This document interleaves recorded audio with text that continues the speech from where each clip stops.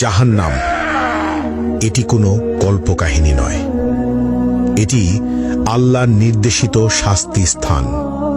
এর আগুন পৃথিবীর আগুনের চেয়ে ৭০ গুণ বেশি উত্তপ্ত। এখানে কোনো শান্তি নেই, কোনো মুক্তি নেই, শুধু চিরস্থায়ী যন্ত্রণা। চলুন দেখা যাক কোন ২০টি পাপ মানুষকে এই ভয়াবহ শাস্তির দিকে নিয়ে যায়। প্রথম, মা বাবার অবাধ্যতা। পাপ অভিভাবকের প্রতি অবমাননা বা তাদের কথা না মানা। শাস্তি আগুনের চাবুক এবং গলিত সীসা দ্বারা তীব্র যন্ত্রণা। প্রতিটি আঘাত মস্তিষ্ক পর্যন্ত অনুভূত হবে।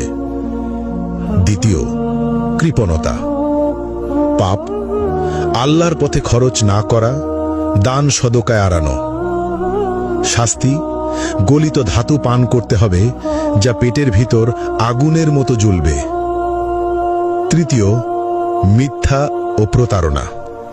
পাপ মিথ্যা বলা এবং মানুষের বিশ্বাস ভাঙা।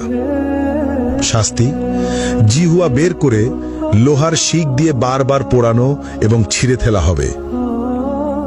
চতুর্থ, জিনা ও ব্যভিচার। পাপ অবৈধ সম্পর্ক, অশ্লীলতা বা পর্নোগ্রাফি দেখা। শাস্তি জ্বলন্ত চুল্লিতে ফেলা হবে, উপরে উঠবে এবং নিচে পড়বে, বারবার যন্ত্রণা অনুভব করবে। পঞ্চম, কুফর ও শিরক। পাপ আল্লাহর অস্তিত্ব অস্বীকার করা অথবা অন্যকে আল্লাহর সঙ্গে শরিক করা। শাস্তি চামড়া বারবার আগুনে পোড়ানো হবে, নতুন চামড়া তৈরি করে আবার পোড়ানো হবে, ফুটন্ত পানি মুখে ঢালা হবে। ষষ্ঠত, গীবত ও পরনিন্দা। পাপ অন্যের দোষ খোঁজা এবং অনুপস্থিতিতে সমালোচনা করা। শাস্তি লোহার নখ দিয়ে নিজের মুখ ও শরীর ছিঁড়তে হবে, যন্ত্রণা চিৎকার শোনার মতো কেউ থাকবে না। সপ্তমত, অন্যায়ভাবে হত্যা, নিরপরাধ মানুষ হত্যা। শাস্তি আগুনের নদীতে ডুবিয়ে রাখা হবে, যেখানে বারবার দগ্ধ হতে হবে। অষ্টম, নামাজ ত্যাগ। পাপ ইসলামের প্রধান স্তম্ভ নামাজ ইচ্ছাকৃতভাবে না পড়া।